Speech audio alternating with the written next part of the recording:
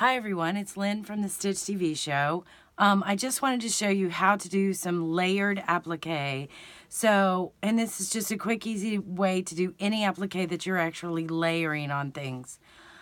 First of all, you'll see that this spool is what I'm going to work on. So it has a top and a bottom, and then it has a thread. So you need to trace this pattern on the back of your fusible paper back interfacing, or I'm sorry, not interfacing, web, fusible web.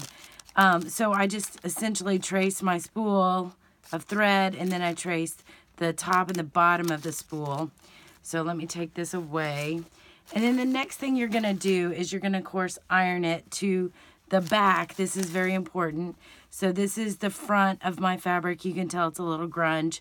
So I'm going to turn it on the back, and I'm going to iron the spool wooden ends to the back of the fabric. So of course you just take a hot iron and you press that, hold it down there for about 10 seconds, and then that will iron that on there. It's very hot, so be careful. And then the next thing, and this is kind of hard to tell, but there's the front. And of course these are just scraps. I'm going to iron it on the back of this, right? So, and you'll notice when I cut this out of the fusible interfacing, it doesn't have, it's got a lot of space around it. So you can see that the pencil line has other glue around it because I'm going to cut right on the glued line. And that's very important that you cut right on the glued line. Now here's another tip I want to give you. When you're cutting, let me show you with the wooden part. When you're cutting, you always want to keep your wrist straight, and you turn the fabric or the thing you're cutting. You never turn your wrist because that will put stress on your wrist and it will just cause you problems later. So it's easier to just keep your wrist straight, and that way when you cut, right? So I'm going to come here and I'm going to turn the fabric. I'm not going to turn my wrist. So it makes it easier for me to cut out the tops and the bottoms of my spool, right? So that's how you cut. And that's just an easy way to take care of your wrist so you don't get that carpal tunnel or put any added stress on your wrist. So I always like to do it like that. Let me make sure I'm staying in the camera so you can see me do this.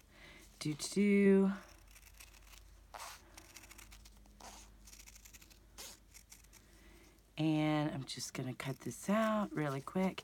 Now, I try to stay on the line, but, you know, nobody's going to know if you're not exactly on the line.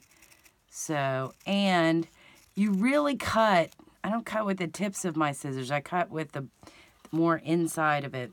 So these are the two spools. Now I'm going to cut the thread. This is easy because it's just a, you know, it's just a rectangle really. So, but again, I always just turn the fabric. And this will give you more control if you're turning the fabric when you're doing really intricate pieces. Now, you know this isn't intricate, so it's not going to be that big of a deal.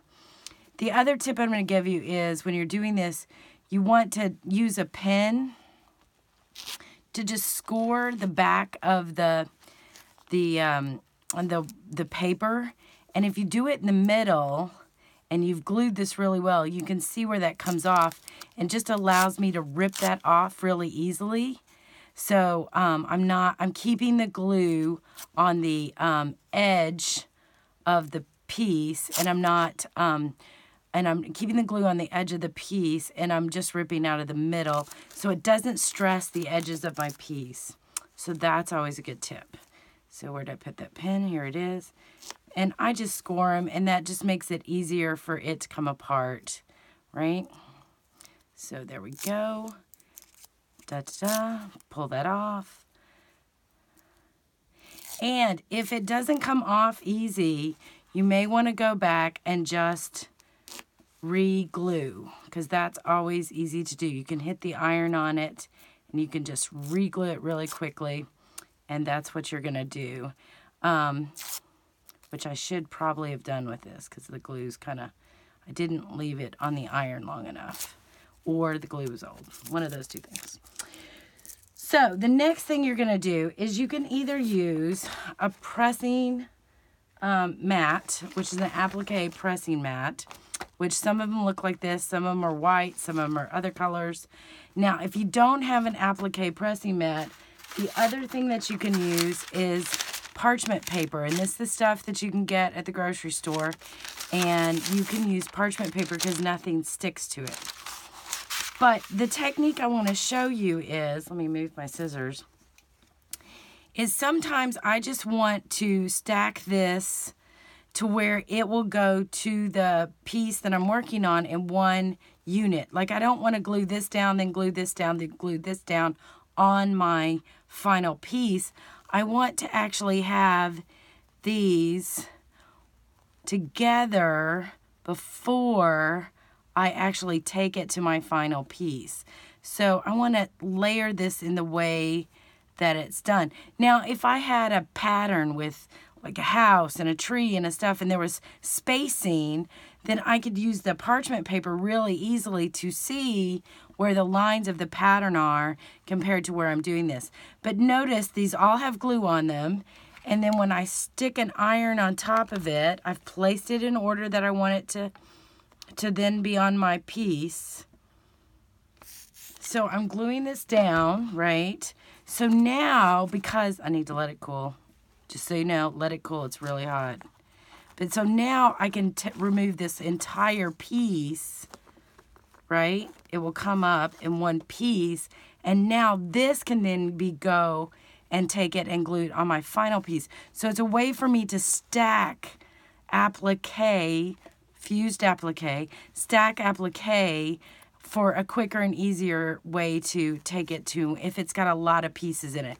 Like if this is a bird and it's got an eye and a beak and a, you know, there's a lot of pieces in one applique, you can do them on a pressing sheet first before you take it to your final piece and glue it down. That way you know it will look the way you want it to look. So anyway, that's our tip today, and be sure and like, share, and subscribe, and let us know if you have any questions.